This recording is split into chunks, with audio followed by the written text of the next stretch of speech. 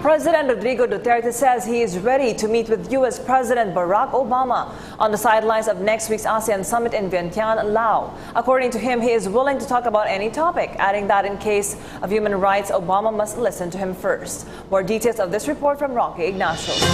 President Rodrigo Duterte got his final briefing with his upcoming participation to the 20th and 29th ASEAN and related summits in Laos, People's Democratic Republic next week. Director Salvi Patron from the Office of ASEAN Affairs in the Department of Foreign Affairs conducted the final briefing for the President in Malacanang. In his interview with media at the NAIA Terminal 2, the President said he is preparing for his first attendance in the summit as the country's leader. Laos will turn over the chairmanship to the Philippines for the hosting of the 2017 ASEAN and related summit. Other global leaders to attend the yearly summit are U.S. President Barack Obama, Russian President Vladimir Putin, and China's leader. President Duterte expected to meet President Obama on the sidelines of the ASEAN leaders meeting. You can wish any topic at all, and I'm ready to talk to him. Sir, just to clarify, are you willing to meet with him in Laos? To talk to him? Apo. Of course. Sir, the U.S. wants to bring up the human rights issues with you. Are you willing to discuss that, and what do you intend? Depends to what degree. You must, because they must understand the problem first before we talk about human rights. I would insist, listen to me. This is what the problem is. Then we can talk about it. The President also confirmed his meeting with Chinese leader in Laos amidst territorial dispute in the West Philippine Sea. Well, at this time, I'm talking with China, and China wants to talk to me, bilateral. If it's good, and if it's to the advice of my team, the military, the police, and these guys at likod ko, they would say, larga tayo. It's always a cabinet decision. It's a cabinet decision. President Duterte is also excited to talk with Russian President Vladimir Putin. Aside from Laos, the President will have a working visit to Brunei and Indonesia. This is his first foreign trip to check the situation of Filipino community abroad. For PTV News, Rocky Ignacio. Bumati na rin kay incoming President Duterte si U.S. President Barack Obama. Sa kanilang pag-uusap, tiniyak daw ni Duterte kay Obama na mananatiling magkaalyado ang Pilipinas at ang Amerika. Gayunman, magiging bukas daw ang susunod na Pangulo sa pakikipag-usap sa China. Live mula sa Davao City, may report si Cedric Castillo. Cedric.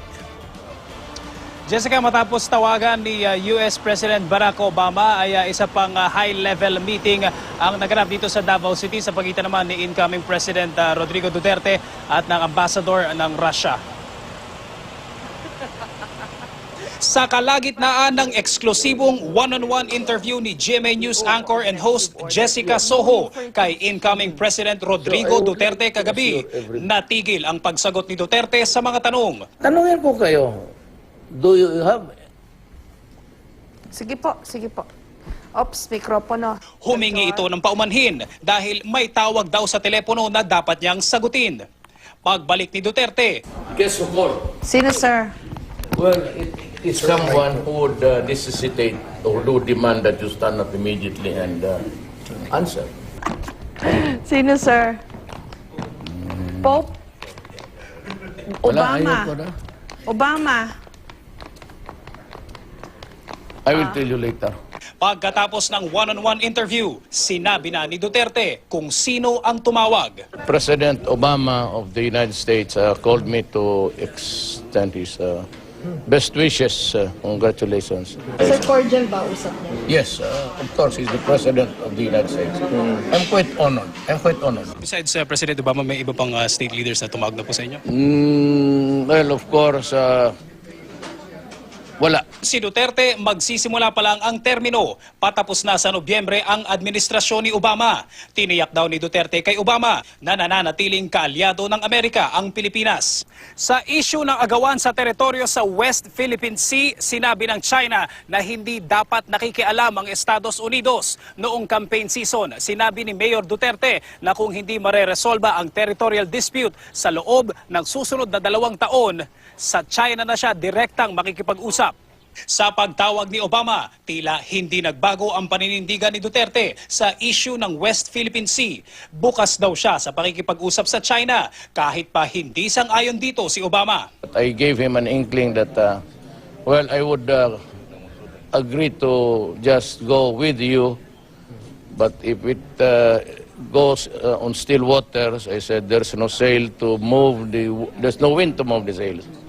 I might opt to go bilateral. Tugon daw sa kanya ng US President. I mean, you should wait for the result of the arbitration. Noong Lunes, nakausap na ni Duterte ang ambassador ng China. Nang tanungin ng media si Chinese Ambassador to the Philippines, Zhao Jianhua, kung napag-usapan nila ni Duterte ang West Philippine Sea, ngumiti lamang siya at hindi sumagot. Ngayong araw, nagtungo sa Davao City ang ambassador ng Russia para makipagpulong kay Duterte. Ayon sa political analyst na si Professor Richard Heydarian, inaasahang magkakaroon ng balanse sa relasyon ng Pilipinas sa China at sa Amerika sa ilalim ng liderato ni Duterte. Mahalaga na meron kang equilateral distance at ang mahalaga na open ka to courtship and benefits from both superpowers. Sang-ayon din si Heydarian sa posisyon ni Duterte na maging bukas sa bilateral talks sa China. I think napaka-realist, napaka-pragmatic din si Mayor Digong in the right way. In a sense na na-realize niya na we have to reach out. Posible naman daw kasing pagsabayin ang arbitration, multilateral talks at bilateral talks. Jessica, matapos yung exclusive one-on-one interview nyo kay Mayor Rodrigo Duterte, hindi pa natin siya namamataan dito sa Davao City. May impormasyon tayo na tagtad ng meetings ang araw na ito para sa kanya, Jessica. Cedric, nung unang araw siyang lumitaw sa publiko, 21 hours siyang nag-straight duty, kumbaga, no? Talagang 11 o'clock na siya, 2 p.m. siya nagpakita sa publiko, 11 a.m. the following day natapos yung kanyang appointments. Nung day 2 naman, nagsimula yung kanyang araw, gabi, pero natapos na naman kaninang umaga lang. So, ganun ulit, no?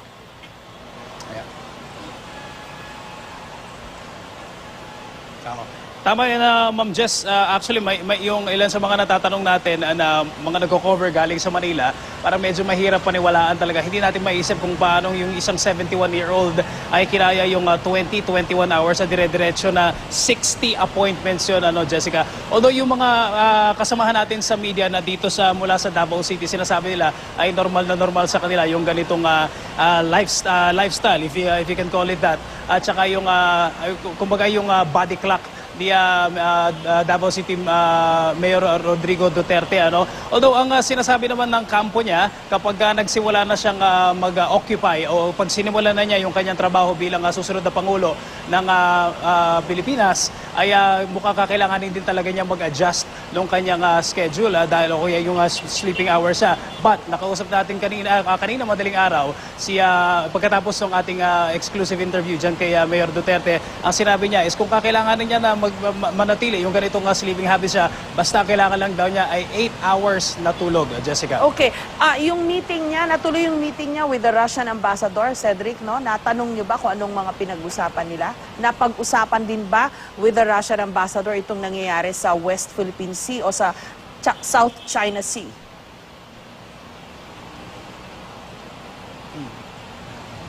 Tama, Jessica, natsempohan ng ating team mula sa GMA News Online ang ambassador mula sa Russia at ang nabanggit sa atin itong takbo ng interview nila is handa raw, sinabi daw ng Russian government na handa raw sila na paigtingin pa yung ties o yung relasyon sa pagitan ng Russia at ng Pilipinas. Tinanong hininga ng komento ang Russian ambassador tungkol sa sigalot sa West Philippine Sea. Ito ay tumanggi magbigay ng komento dahil hindi naman daw sila party doon sa issue na yun. Give me a sense of how it looks to you from the vantage point of one of the most successful and largest e-commerce organizations in history. So tell us a little bit about what your idea was. Maybe from further degradation for us Filipinos is to improve on the economy. Really improve, maybe disperse and invite more investor. It's always money. It's infrastructure that's really lacking in our system. But when I was in college, I had a professor which said that, economics is just the law of supply and demand. What we do not have, we import. What we have and they ask for it, we export. The only problem is that the businessman, the investor would always look for the safest, the cheapest, and the fastest way of moving people and goods. That's about it. And I said, let me dwell on something else. It's agriculture. You want to raise the economy. How do you raise the economy? You have to start with people, the small and medium. Okay, you have to borrow. We give loans. We do not give grants. But the problem, I said, is if you do not improve on the law and order, because most of that money will not be invested in real estate. It could not be into manufacturing. It's just what trading, small business. Or how do they thrive?